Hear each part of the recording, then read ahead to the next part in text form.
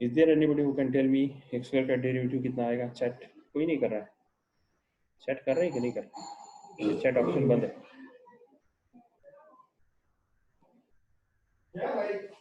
Yes, Riza. Can you tell?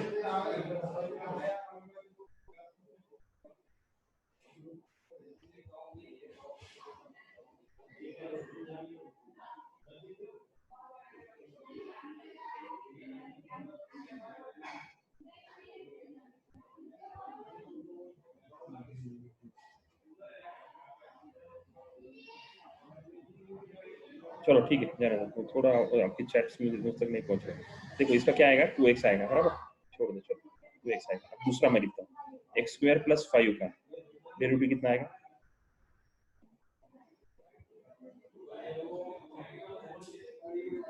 इसका भी derivative कितना आएगा?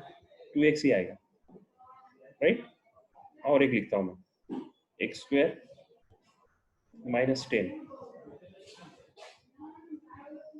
इसका डेरिवेटिव कितना आएगा? 2x आएगा. देखो अभी डेरिवेटिव और इंटीग्रेशन, जब अभी थोड़ी देर पहले मैंने बोला कि डेरिवेटिव और इंटीग्रेशन एक दूसरे के अपोज है. मतलब अगर किसी चीज का अगर डेरिवेटिव लेते हैं तो ये अगर मिला, किसी चीज का अगर डेरिवेटिव लेते हैं तो ये मिला, तो इंटीग्रेशन ले तो ये मिलना चाहिए. उल्टा किए तो है ना, अपोजिट है. डेरिवेटिव और इंटीग्रेशन एक दूसरे के अपोजिट है. डेरिवेटिव लिए तो ये मिला और इंटीग्रेशन इसका डेरिवेटिव लिए तो ये मिलेगा, इसका इंटीग्रेशन लिए तो ये मिलना चाहिए. एक्स स्क्वायर का डेरिवेटिव लिए तो 2x मिलेगा और 2x का इंटीग्रेशन लिए तो x स्क्वायर मिलना चाहिए. बिल्कुल सही, बिल्कुल याद तक बिल्कुल मिलता भी है. पर x स्क्वायर प्लस 5 का डेरिवेटिव क्या मिलता है? 2x. तो फिर ये 5 कहाँ चला गया?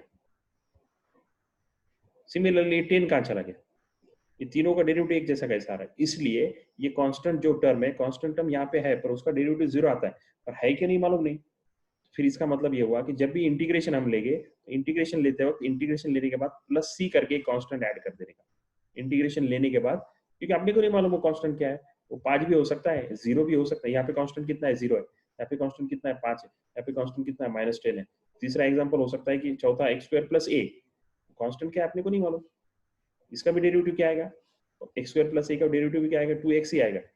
तो मतलब ये कांस्टेंट का डेरिवेटिव 0 आता है, तो इंटीग्रेशन के वक्त वो कहाँ चला जाएगा? तो फिर क्या होता है, ये एडजस्टमेंट करने के लिए जब भी इंटीग्रेशन लेते हैं, तो इंटीग्रेशन लेने के बाद क्या लिखा जाता है? इंटीग्रेशन लेने के बाद क्या लिखा जाता है?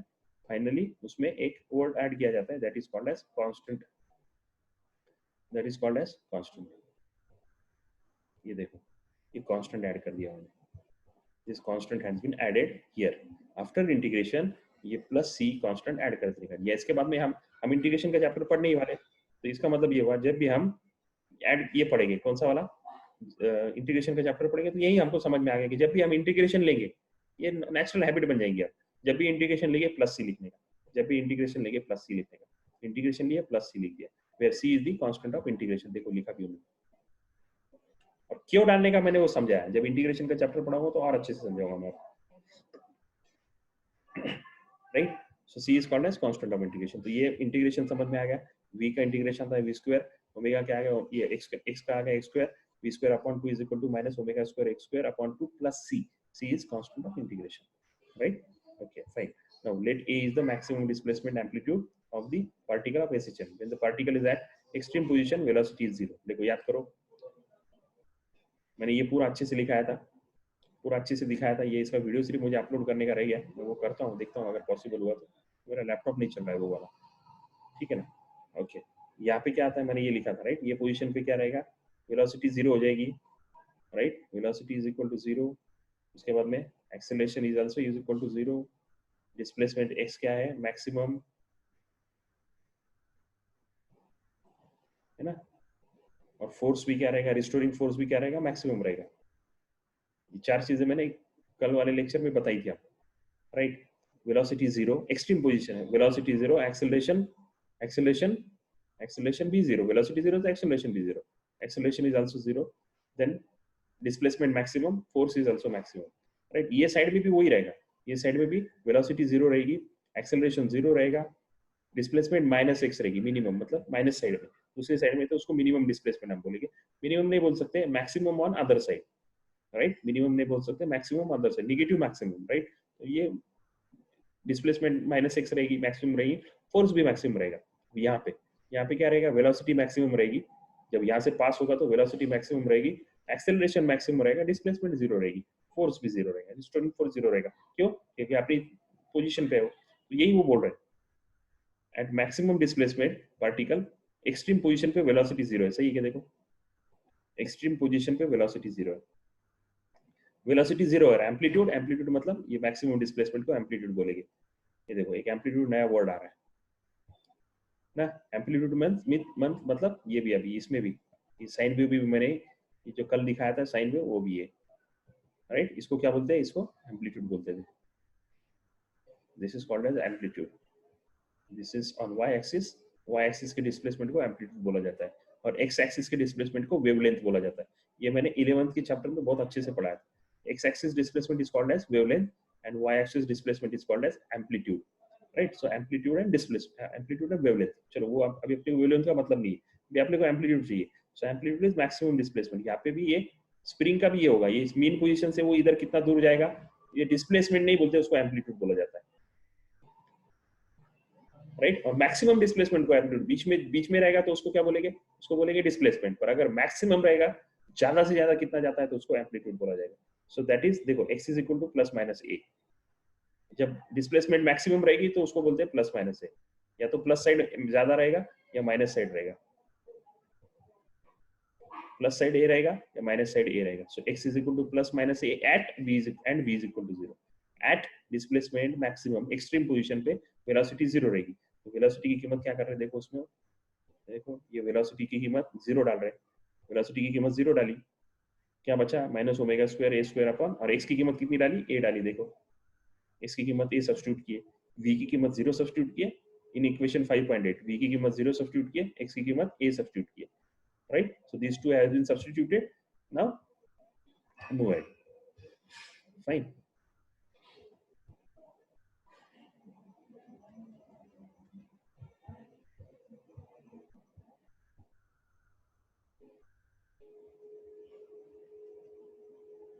So 0 is equal to minus omega square a square upon 2. तो इसके में से क्या निकाला? c की कीमत निकाली। क्यों किया ये सारा? इसको बोलते हैं c का कांस्टेंट की वैल्यू निकालने के लिए हमने सारा किया। ये हमने इसके ऊपर से c की कीमत निकाली। देखो c की कीमत निकाली और c की कीमत वापस सब्स्टिट्यूट कर दी उसमें। ओरिजिनल प्रॉब्लम में, ओरिजिनल इक्वेशन में v square upon 2 is equal to omega square x square upon omega minus omega square x square upon 2 plus ये जो c की कीमत है यहाँ पे सब्स्टिट्यूट कर दी। यही तरीका होता है। मैं I am telling you how to solve a differential equation. Maths का एक चैप्टर ही खत्म हो गया, ऐसा समझो। दो चीजें एक साथ पढ़ा रहा हूँ तो थोड़ा डिफिकल्ट भी लग सकता है। और पहली बार मैं आपको डिफरेंशियल इक्वेशन कैसे सॉल्व करती है भी पढ़ा रहा हूँ, और फिजिक्स का how to find out the amplitude, frequency, velocity, displacement of simple linear simple harmonic motion. दो चीजें एक साथ पढ़ रहे हैं, दोनों नए हैं अपने लिए। थोड़ा सा है ना, सबर करके थोड़ा सा कंसंट्रेशन बढ़ा के हमको पढ़ना पड़ेगा। फाइन। तो क्या हो गया? डिफरेंशियल इक्वेशन लिखा, इंटीग्रेशन किया, इंटीग्रेशन से c निकाला, c लिखा, उसमें c में से c की कीमत निकाली। c की कीमत निकालने के लिए extreme boundary conditions, extreme conditions use किए। हमेशा ऐसे ही होता है, उसको बाउंड्री कंडीशंस बोलते हैं। बाउंड्री, आखिरी बाउंड्री क्या है? आखिरी बाउंड्री क्या होगी? डिस्प्लेसमेंट मैक्सिमम रहेगा, वेलोसिटी 0 रहेगी, एक्सेलरेशन 0 रहेगा। उसके ऊपर से हमने बाउंड्री कंडीशन के ऊपर से c की कीमत निकाली। c की कीमत निकालकर, c की कीमत फाइंड आउट करके c की कीमत वापस सब्स्टिट्यूट की। These are the steps to solve the differential equation, right. Differential equation लिखने का, इंटीग्रेशन करने का, बाउंड्री कंडीशन डालने की, कांस्टेंट की कीमत डालने की, कांस्टेंट की कीमत वापस सब्स्टिट्यूट करने की, कांस्टेंट की कीमत वापस सब्स्टिट्यूट कर दी, कांस्टेंट की कीमत वापस सब्स्टिट्यूट किया, हाँ, कांस्टेंट की कीमत वापस सब्स्टिट्यूट करने के बाद इसको सिंप्लीफाई किया। v square is equal to क्या कॉमन निकलेगा? ओमेगा स्क्वायर कॉमन निकलेगा। ये दो पूरे दोनों साइड से तीनों दो कैंसिल हो जाएंगे। यहाँ पे v स्क्वायर बचेगा, ओमेगा स्क्वायर कांस्टेंट लिया, a स्क्वायर पहले लिखा, minus x square. So v is equal to plus minus omega square. This is the basically this is the equation for velocity of SHM। क्या का formula मिला अपने को? Velocity of linear SHM, velocity of linear SHM। वापस आगे solve नहीं, वो पूरा नहीं हुआ, अभी आगे एक पार्ट आया। सी मैंने ये भी बोला था, सॉरी 11 के बच्चों को मालूम है, ये फिजिक्स की और एक बात खासियत है, एक इक्वेशन के बहुत फ्लेवर्स, जैसा चॉकलेट होता है ना अपना, आइसक्रीम है, चलो आइसक्रीम होगा, आइसक्रीम के नाम तो ले लिया आइसक्रीम, पर उसके फ्लेवर कितने होते हैं? वेनिला है ना, स्ट्रॉबेरी है, पता नहीं क्या क्या है, कितने सारे आइसक्रीम है। वैसे फिजिक्स का भी वही है, फॉर्मूला एक होता है, उसके फ्लेवर बहुत होते हैं। जैसा for example F is equal to M A, ये एक फॉर्मूला है। अब इसके फ्लेवर कितने हैं? जितने जितने वेरिएबल उतने फ्लेवर। मतलब क्या? F is equal to M A एक हुआ, F upon A is equal to F upon M is equal to A, और F upon A is equal to M. तीन फ्लेवर बने देखो इसके। मैं हमेशा फ्लेवर बोलता हूँ इसको, क्योंकि मेरे को अच्छा लगता है फ्लेवर बोल। मैं ये नहीं बोलता कि उसके एक से तीन बन गए, नहीं, ये फ्लेवर से तीन। हर इक्वेशन के फ्लेवर बनते हैं। अभी इसका एक एक फ्लेवर बन गया, इसमें और एक फ्लेवर बन सकते हैं, इसमें और बन सकते हैं। एक की जगह पे क्या डाल लेगा? d2x/dt²। मतलब एक फॉर्मूले में और दूसरे एक फॉर्मूले से कई फॉर्मूले बनाना, ये फिजिक्स की खासियत है। और ये जिसको जम गया वो जीत गया। एक फॉर्मूले से नए फॉर्मूले बनाना, दो फॉर्मूले तीन फॉर्मूले में इस्तेमाल करके तीसरा चौथा बनाना, पांचवा और छठा बना के पहला बनाना, पहला और तीसरा करके सातवां बनाना। ये सारे इक्वेशन से एक दूसरे के इक्वेशन में सब्स्टिट्यूट करके नया फॉर्मूला, मैथमेटिकली करेक्ट और फिजिक्स के रूल के हिसाब से करेक्ट, मैथमेटिकली करेक्ट और फिजिक्स के रूल के हिसाब से करेक्ट नया फॉर्मूला बनाना। ये जिसको जम गया वो जीत गया। फिजिक्स में ये आना चाहिए। तीन चीजें फिजिक्स में, सिर्फ तीन चीजों की जरूरत है, सिर्फ तीन चीजें। ये तीन चीजें जिसको आ गई वो फिजिक्स में जीत गया। एक, डेरिवेशन सॉल्व करके आनी चाहिए, जो अपने को मुझे लगता है 50% समझ में आ गया कि कैसा होना चाहिए। एक काम अपना 50% खत्म हुआ। डेरिवेशन हमको लिखते आने चाहिए फिजिक्स के एक पार्ट। दूसरा, न्यूमेरिकल सॉल्व करते आने चाहिए, न्यूमेरिकल सॉल्व करते आने चाहिए। और ये दोनों के लिए जो तीसरी जरूरत है वो है इक्वेशंस। इक्वेशंस मालूम होता, फिजिकल इक्वेशंस मालूम होता, और एक से दूसरा, दूसरे से तीसरा, चौथे से पांचवा, 11वें से 15वां, 1000 से 2000वां इक्वेशन बनाते आना। जिसको ये आ गया वो जीत गया। Very nice, right. इसमें वो सब्स्टिट्यूट करने का, उस प्रैक्टिस करने में आता है। इसमें वो सब्स्टिट्यूट करो, उसमें वो सब्स्टिट्यूट करो, यहाँ से वहां डालो, वहां से वहां डालो, और करते रहो, right. So this is what. No, एक एक पार्ट आया, एक ये बेसिक इक्वेशन आ गया। अब इसका फ्लेवर बनाएंगे। फ्लेवर क्या है? v को बोल रहे हैं क्या सब्स्टिट्यूट करो? dx/dt। v को क्या बोले हो? सब्स्टिट्यूट करो dx/dt। ये v के ऊपर से एक नया इक्वेशन बनाने की कोशिश कर रहे हैं। लेट अस सी क्या बनाया हुआ है। चेक करते हैं, चेक करते क्या बनाया।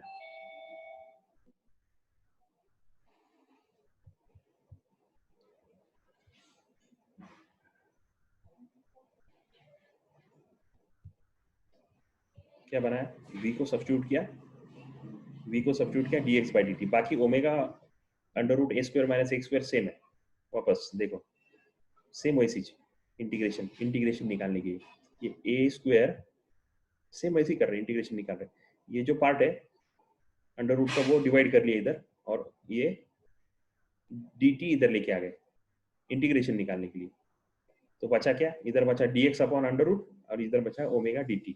अब taking integration of both side वापस, ठीक है। ओके, इंटीग्रेशन ले रहे हैं। अब इंटीग्रेशन देखो क्या आएगा।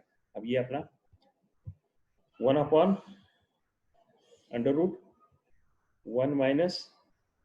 - x², काय का डेरिवेटिव है? साइन इनवर्स x का, बराबर क्या? अरे है कि नहीं? साइन इनवर्स x का डेरिवेटिव है ना। साइन इनवर्स x का डेरिवेटिव क्या आता है? साइन इनवर्स x का डेरिवेटिव क्या आता है? 1/√1 - x²। मतलब 1/√1 - x² का इंटीग्रेशन ये आएगा। इसका डेरिवेटिव ये, तो इसका डेरिवेटिव ये, इसका डेरिवेटिव ये, इसका इंटीग्रेशन ये, इसका डेरिवेटिव ये, तो इसका इंटीग्रेशन ये है, राइट।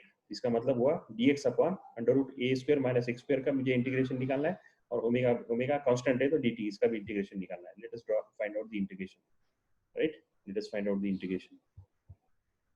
सिंपल है। क्या आएगा वो? Sine inverse x/a। अभी यहाँ पे 1 नहीं है, a है, इसलिए x/a आता है। अब ये कहाँ समझ में आएगा? जब हम इंटीग्रेशन का चैप्टर पढ़ेंगे तो थोड़ा सा समझ में आएगा। So sine inverse of x/a is equal to omega. dt का इंटीग्रेशन क्या आता है? t। dt का इंटीग्रेशन क्या आता है? t। और प्लस क्या करने का? कांस्टेंट। अभी एक बार k ले लिया, एक बार c कांस्टेंट लिया था, अभी phi ले रहे हैं। phi क्यों? एक ही इक्वेशन में दो बार सेम कांस्टेंट नहीं ले सकते, तो इसलिए phi is constant of integration, right. ये भी याद रखने का। अगर एक ही प्रॉब्लम में कांस्टेंट ऑफ इंटीग्रेशन एक बार, दो बार, तीन बार यूज कर रहे हैं तो अलग अलग कांस्टेंट है, अलग अलग सिंबल यूज करने का, अलग अलग सिंबल यूज की, क्योंकि आपने को नहीं पता सेम सी लिए तो सेम आ जाएगा, और सेम है कि नहीं हमको पता नहीं, right. So that is what sine inverse of x/a is equal to omega d + phi। Now आगे क्या करने का आपने को मालूम है। फाई की कीमत निकालनी। डिफरेंशियल इक्वेशन सॉल्व करते वक्त क्या करते हैं, एक्स के अलग लिख लेते हैं, दोनों वेरिएबल जो dx dt, अगर dv dt जो भी अलग अलग लिख लेते हैं, दोनों का इंटीग्रेशन निकालते हैं, इंटीग्रेशन निकाल के कांस्टेंट की वैल्यू निकालनी, क्या कांस्टेंट की वैल्यू निकाल रहे हैं। सो विल मूविंग है कांस्टेंट वैल्यू कैसे निकालने की, आप constant we know that value of x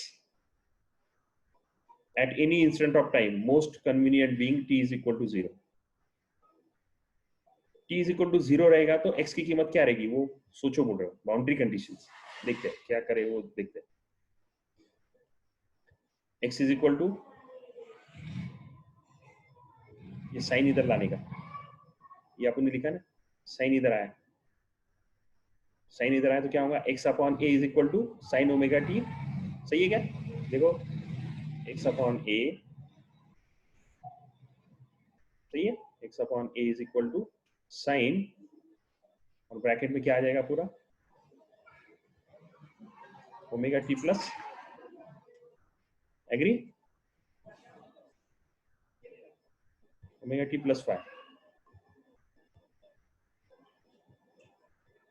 right. तो x इज इक्वल टू क्या आएगा, x is equal to a, क्या इधर डिवाइड है तो इधर क्या हो जाएगा multiply, so x is equal to a sine omega T plus 5, समझ में आ रहा है, so that is what is the equation आ गया। अब यहाँ पे this is the general expression for the displacement, displacement का फॉर्मूला मिला अपने को, एक्सेलरेशन का फॉर्मूला मिला जो पहले आपने निकाला था। देखो टॉपिक वापस मैं देखता हूँ, वापस 2 मिनट, तो वी गो बैक। हम ये पढ़ क्या रहे, भूल गए शायद, हम पढ़ क्या रहे, हमको 3 चीजें फाइंड आउट करनी थी। कौन सी 3 चीजें फाइंड आउट करनी थी, देखो acceleration, velocity and displacement. Acceleration तो तुरंत स्टार्ट में ही मिल गया क्योंकि अपने एक्सेलरेशन तो निकाला ही था, एक्सेलरेशन का इसके पहले भी निकाला था, ये शुरू करने से पहले भी एक्सेलरेशन निकाला था, तो एक्सेलरेशन का फॉर्मूला तो अपने को मिल गया था यार, acceleration was very clear, right, this a is equal to, ये तो निकाला आपने है ना, ये इक्वेशन हो गया एक, तो this equation was clear, acceleration की कीमत मिल गई। वेलोसिटी कहाँ पे निकाली हमने, वेलोसिटी एक इंटीग्रेशन करके, पहला इंटीग्रेशन करके वेलोसिटी निकाला, तो वेलोसिटी का भी फॉर्मूला हमको मिल गया, this is the velocity formula, SHM की वेलोसिटी, वेलोसिटी का फॉर्मूला आ गया। And third one is displacement. तो क्या कर रहे थे वो भूल गए थे हम, इतनी सारी चीजें देखने के लिए मिली ये एक प्रॉब्लम में, तो क्या कर रहे थे वही भूल गए हम लोग। 3 चीजें फाइंड आउट कर रहे थे और ये 3 चीजें हमने, 3 चीजों का फॉर्मूले हमने ढूंढ के निकाली। These are the derivations for three things: acceleration, velocity and displacement of SHM.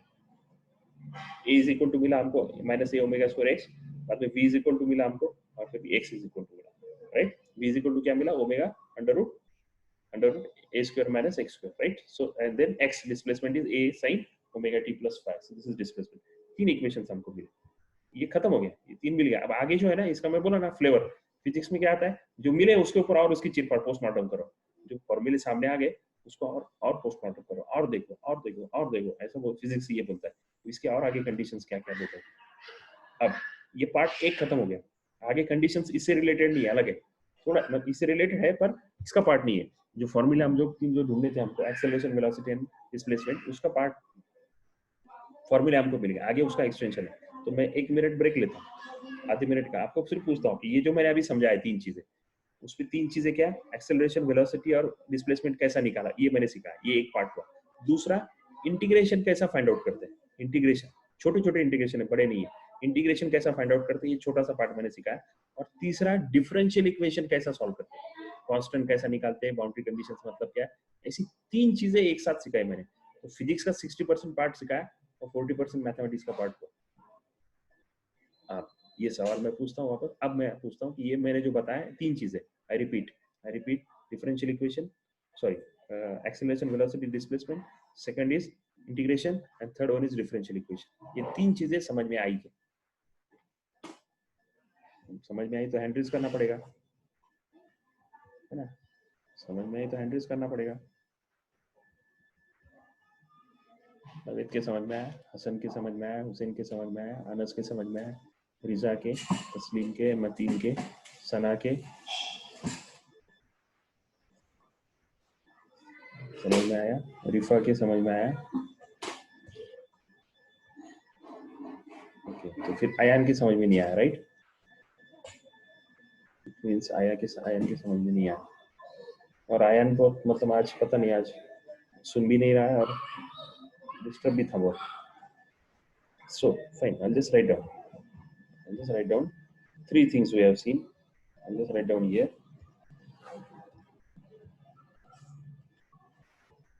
Three things we have seen. One is acceleration, velocity, and displacement of linear SHM. ये एक पार्ट मैंने आपको पढ़ाया. Second part which I is integration. Integration का symbol क्या, कैसा निकालते, कैसा लिखते. इंटीग्रेशन एक्स, सिर्फ इंटीग्रेशन एक्स लेके तो चलेगा कि नहीं. इंटीग्रेशन का सिंबल क्या है. इंटीग्रेशन का सिंबल क्या है देखो. जिसका इंटीग्रेशन निकालने का वो यहाँ पे आएगा और dx. ये इंटीग्रेशन का सिंबल है. ये इंटीग्रेशन और dx पूरा लिखना पड़ेगा तब इंटीग्रेशन का.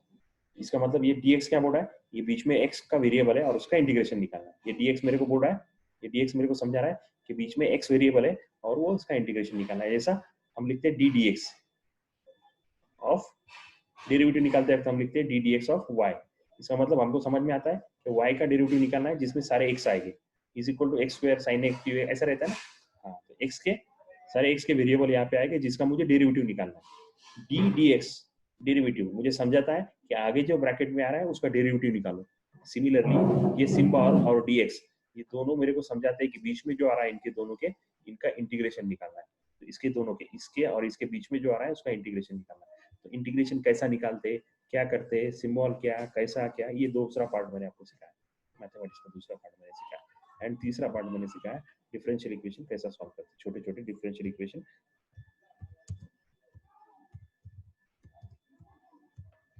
ये आपको कोई नहीं पढ़ाएगा और ये कोई पढ़ा भी नहीं सकता. ये सिर्फ वही पढ़ा सकता है जिसको मैथमेटिक्स, जो खुद बेसिकली जो मैथमेटिक्स का टीचर है. और मेरा प्लस पॉइंट ये है कि मैंने मास्टर्स डिग्री मैथमेटिक्स की भी है मेरी और फिजिक्स की भी है. दो मैथमेटिक्स की डिग्री, तो ये फायदेमंद है. इसमें थोड़ा सा फायदा मेरा है इसमें, है ना.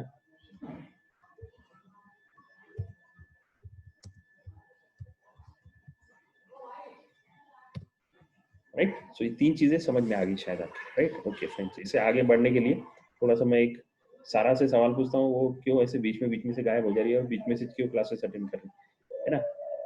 वो नेट का प्रॉब्लम है वगैरह वगैरह सारी चीजें है. पर थोड़ा सा आपको थोड़ा सिंसियर होना पड़ेगा, नहीं तो समझ में नहीं आएगा. और फिर ब्लेम आप सर पे करोगे कि रिजवान सर ने सही नहीं पढ़ा, है ना. आपको मार्क्स नहीं मिलेंगे, आप कहीं पे एडमिशन नहीं ले पाओगे. वडगांव में, संगमनेर में मेरा नाम खराब हो जाएगा. ठीक है, तो थोड़ा केयरफुल रहो, है ना. अटेंड करनी पड़ेगी क्लासेस. ठीक है. Okay fine. ये तीन चीजें I hope you have understood. अब कंडीशंस जो है वो देखते हैं. इसकी आगे की कंडीशन जो है, कंडीशंस क्या है, मैं आपको सिर्फ एक थोड़ा सा झलक देख लेंगे. तीन केसेस है. Case 1, case 2. उन्होंने 3 लिए कि नहीं लिए मालूम नहीं मुझे. 3 लेनी चाहिए.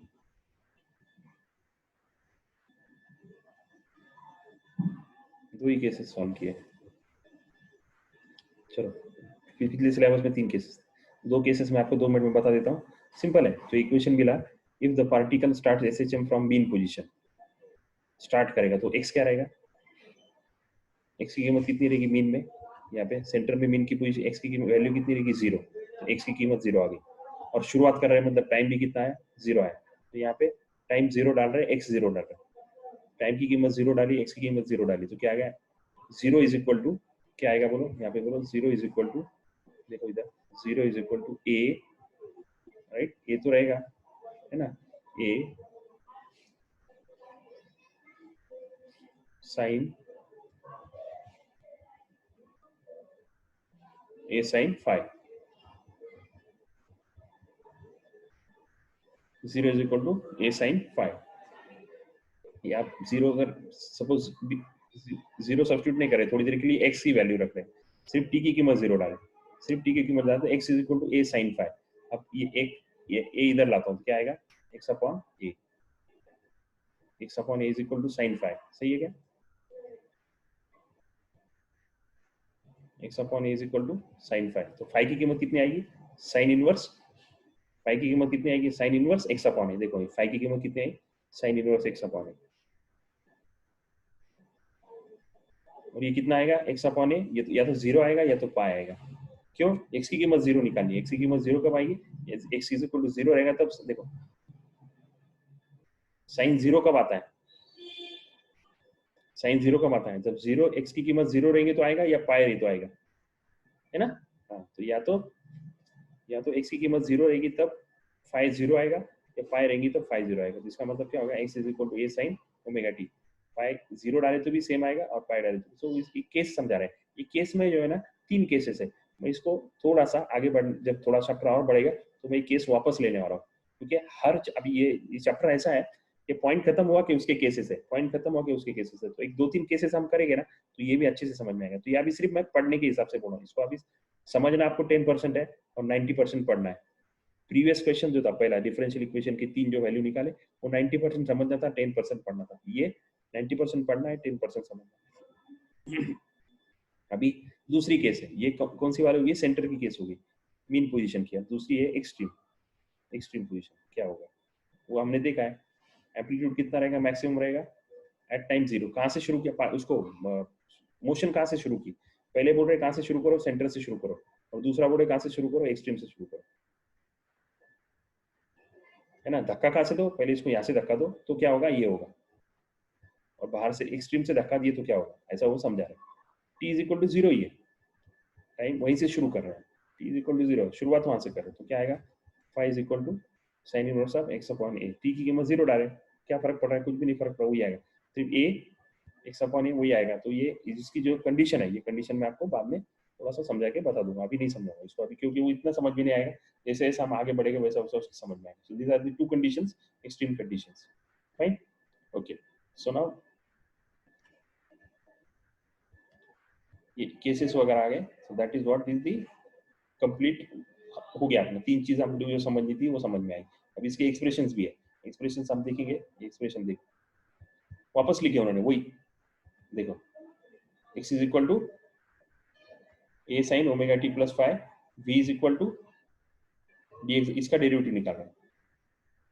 फ्लेवर वेलोसिटी का दूसरा फॉर्मूला, इसका डेरिवेटिव निकाले तो क्या आएगा, dx बाई dt। देखो तो क्या आएगा, ये बाहर आ जाएगा बराबर। साइन ओमेगा टी का क्या आएगा, ए तो कांस्टेंट है तो वैसे ही रहेगा, साइन ओमेगा टी का ओमेगा बाहर आएगा, so omega cos omega T plus five, chain rule ये आएगा। और अगर एक्सेलरेशन लेंगे तो वापस ए ओमेगा वापस एक बार बाहर आएगा, so A omega square sine omega T plus five. ये समझ में आएगा, देखो चेन रूल है, ये तीन डेरिवेटिव समझ में आएगा।